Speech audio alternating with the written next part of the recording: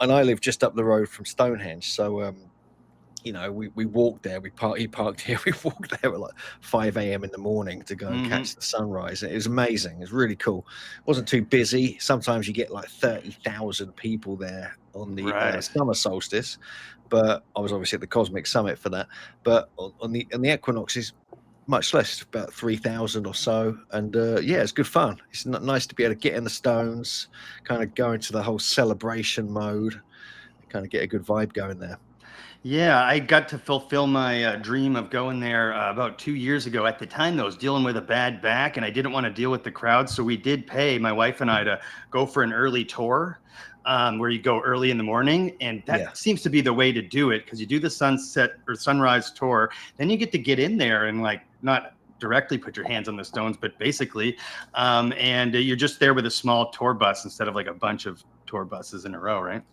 Well, yeah, I mean, it's crazy. Trust me, on the equinoxes and solstices, like 4 times a year, they kind of do this, and it's actually the druids, and they're like modern neo druids, who are kind of campaign and go to these meetings with the council and with English Heritage to Mm-hmm. make sure it stays open for people to go in on these dates, free. It's completely free, and but yeah, like you said, the morning or evening visits you can do, they're kind of cool. So you Mm-hmm. actually get inside the stones, you can spend a bit of time there, do your research, do your meditations, whatever you want to do. Mm-hmm. And yeah, I mean, I walk there, every other day. I'm kind of just taking a little walk up to what I call my garden ornament, to be honest with you. It's so close. I wanted to ask you then, since you're right there and you can walk to it. This is gonna sound weird, and I'm not like a woo-woo guy, but like when I was there was a handful of crows that were hanging out at the circle, and they seemed to like know stuff. I can't quite explain it, but do they hang out there all the time? Yeah, yeah, you get them there. Yeah, they're rooks, so they're kind of crow family. They're rooks, so Uh-huh. they're all over Stonehenge. Yeah, I Mm-hmm. mean, you can actually, like, if you take any food there, for them, they will actually climb on your hand and eat it out of your Wow. hand. So they're pretty cool. They're pretty easygoing rooks, actually. Yeah, I got some nesting in my chimney as well, which is Mm. can get a bit noisy. Yeah. But yeah, I can't really remove them as such. They're a bit a kind of peck quite Protected? hard at your hands. Are they protected? Like sometimes certain birds in my roof, I've had to leave because they were protected. I don't know. I just can't get to them. So that's that basically.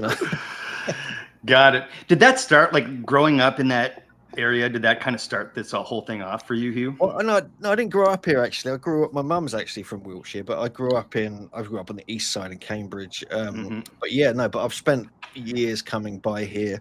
I've been, coming in and out of Wiltshire all my life. My mum, she's well into all the ancient sort of sites, so she'd bring me here when I was very young and things like that.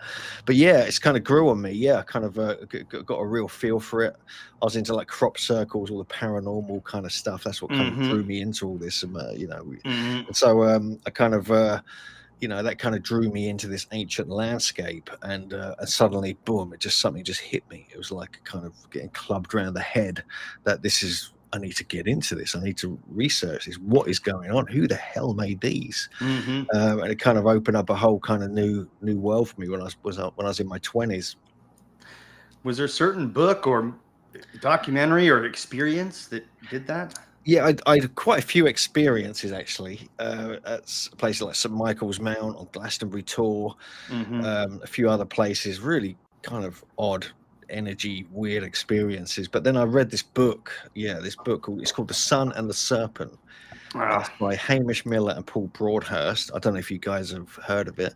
It's heard. it's, it's, it's a classic book. The foreword was actually written by my hero John Michel, and who I base a lot of my kind of research on. And yeah, and that book really opened my eyes to everything about ancient history. Because before that, I thought, I got so bored by anything historical. It just didn't interest me. Paranormal shit did, but not this. And then that book, it just changed everything because it gave this whole kind of mysticism within the landscape and how these sites were like part of a network. They had energies associated with them, but also just it just brought the magic back into, like, you know, what was going on in this land. And I think that's, you know, until you kind of feel that magic in the landscape, it's really hard to get into this stuff.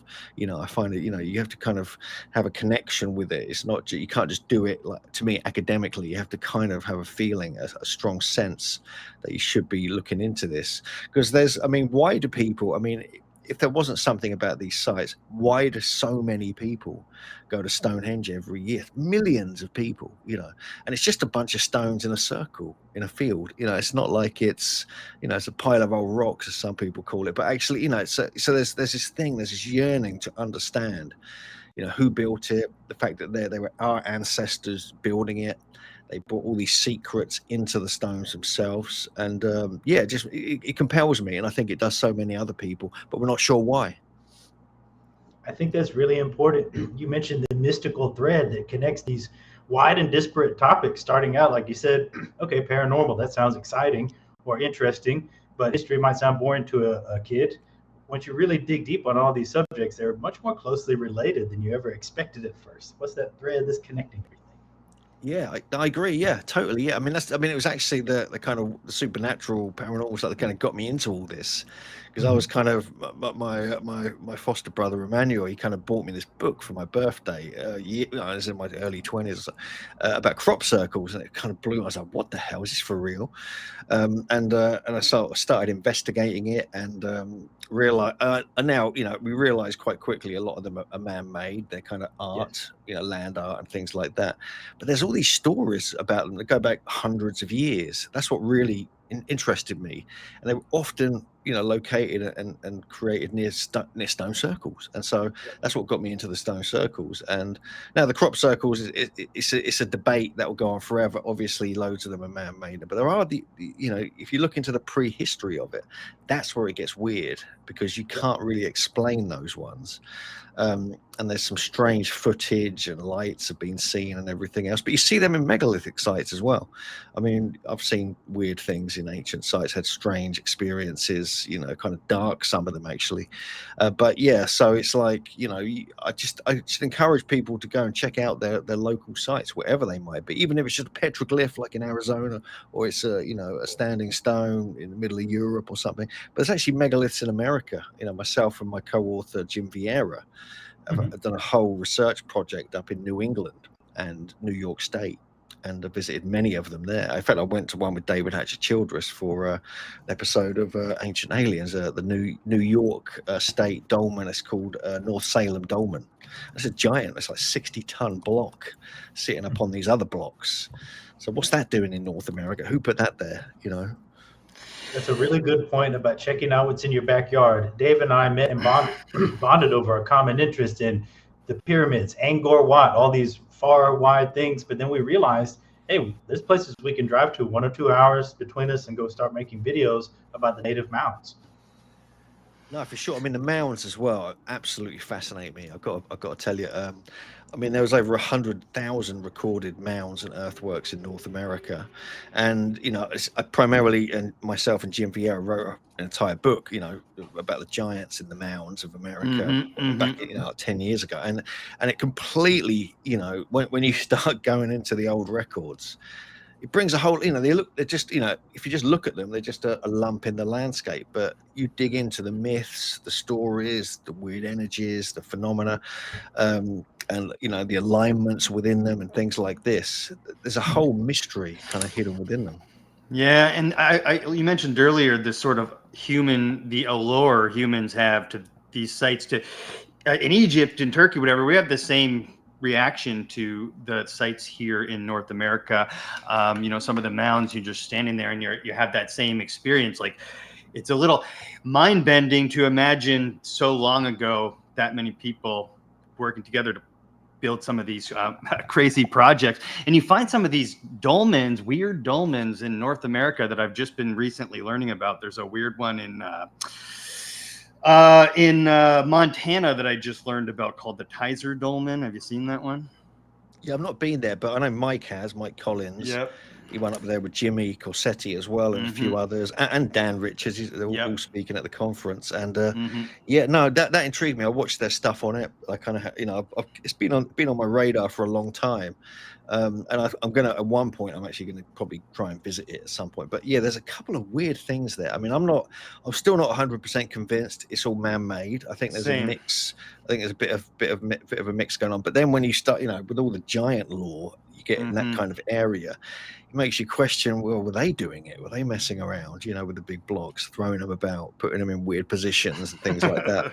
But there's anomalies like that, which, thankfully people like Mike and Jimmy, they go out there, they check them out, they do the work, try and work out the truth about it. I think that's a good thing to do. You've got to go and investigate these things, not just because you can see stuff on the internet, you can see photographs, and you just don't know because they could be like done from a certain angle. It could be a bit of AI, a bit of Photoshop. You got to be careful with that kind of thing. Yeah. Is there, in your travels, is there any lesser known sites that you just, when people ask you this question, you say, oh, it's that, you definitely got to go there. This place blew my mind. Oh my God, there's so many. I mean, honestly, I get into all sorts of trouble going to the obscure sites on private land and where I'm not supposed to be, climbing fences, flying the drone, that kind of thing. So, so many. I mean, I get, I travel halfway around a country just to look at one megalith in a field. I'm kind of get obsessive. So yeah. There's so many. I mean, I'll give you one story. I was in Indonesia with Andrew Collins back in 2015, and we almost died. I mean, it was that serious. We went to Gunung Padang, the big site there. That we went with. We met out with Danny Hilman, did all that. Nice. He's great. We love him here. Oh yeah, he's awesome. We had a fantastic time. I mean, we dealt with like the biggest spiders we've ever seen, staying in a shack just near the ruins. That was a nightmare. But then we went to look for this thing, this one megalith called the Gunstone, and it was just like a cannon sticking out of the ground. This giant basalt kind of column, held together by these other stones. And Andrew liked to dream about it. So whenever we follow Andrew's like weird dreams, we end up nearly dying. Subscribe to Mike and Dave's Multiverse on YouTube, Spotify, and Rumble today.